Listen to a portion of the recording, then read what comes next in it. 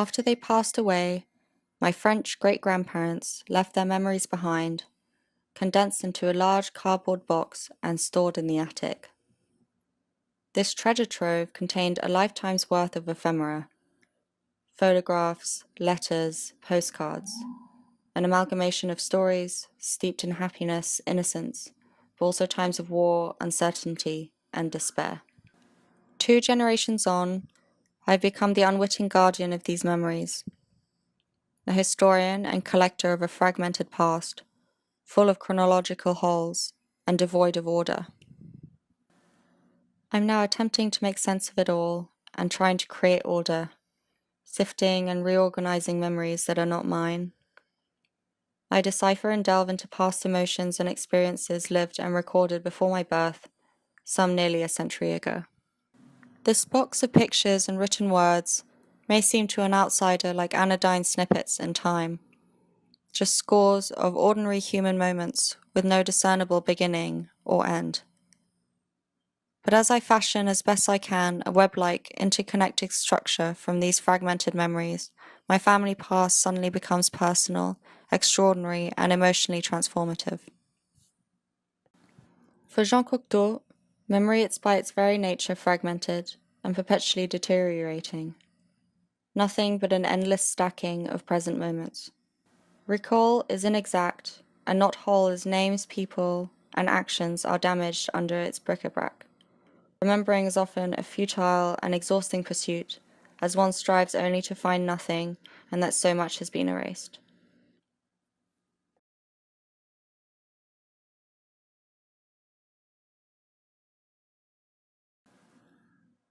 Struck by pleurisy, I was interned at Amélie-les-Bains Hospital in the Pyrenees. I remember being unable to properly breathe, my lungs feeling like angry welts, an unbeatable deep fire in my upper chest churning out smoke and ashes. I felt defeated, fragile, and incapable of standing for fear of fainting.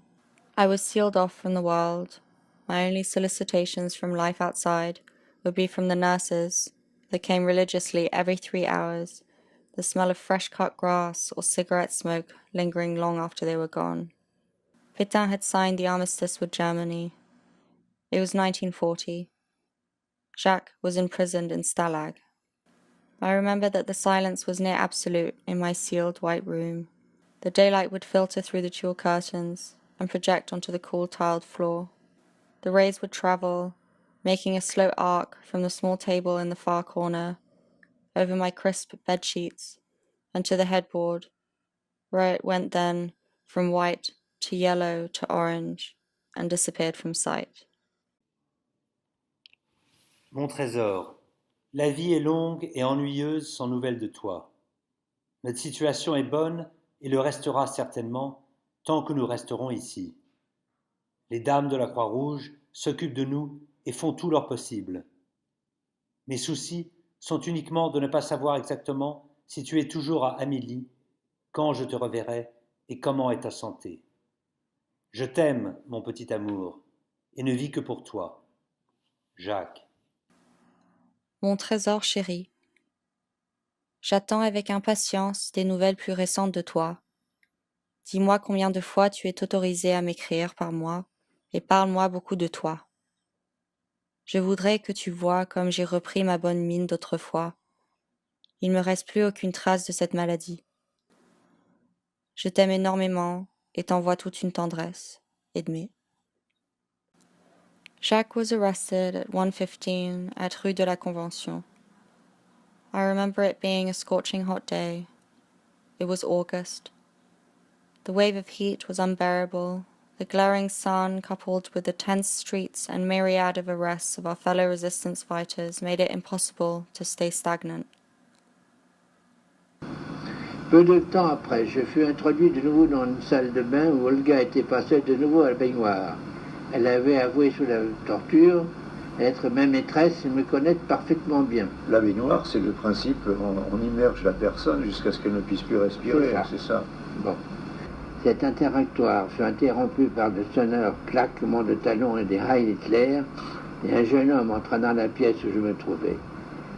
Berger s'est mis au garde à vous, me fit sortir de la pièce et conduire dans une pièce dans laquelle je n'étais pas encore entré au rez-de-chaussée, à côté de la salle à manger. Je l'ai attendu seul dans cette pièce pendant une dizaine de minutes. J'ai essayé du reste à ce moment-là de me suicider, ayant trouvé un espèce de canif, car j'étais persuadé que l'interrogatoire allait recommencer sur la question PTT.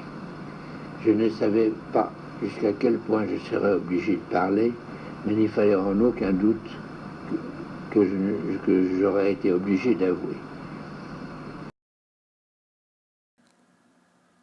It came to night. Jack had not come home. I hadn't heard any news. The heavy and turbulent skies erupted and a low thunder rumbled. It began to rain. I waited, my throat tight, my breath coming in short bursts. I waited 2 years. Monsieur Jacques Jourda, déporté à Buchenwald et à Wonsleben. He told me later that the satellite concentration camp, Wansleben, was swarming with ant-like bodies, pale and hunched over themselves. Starvation reduced men to animals. Skeletal figures would desperately tear and pull at bodies to grab tiny scraps of fetid food. Later it would be fights over human flesh. His strong build was reduced to 47 kilos after escaping the evacuation of the camps to join me in Paris. On savait qu'il en restait deux là-bas. Soit rapatriés, les Américains les ont laissés mourir là-bas. I remember the south of France in July. The soft chatter of cicadas and the smell of pines and the soft sea air.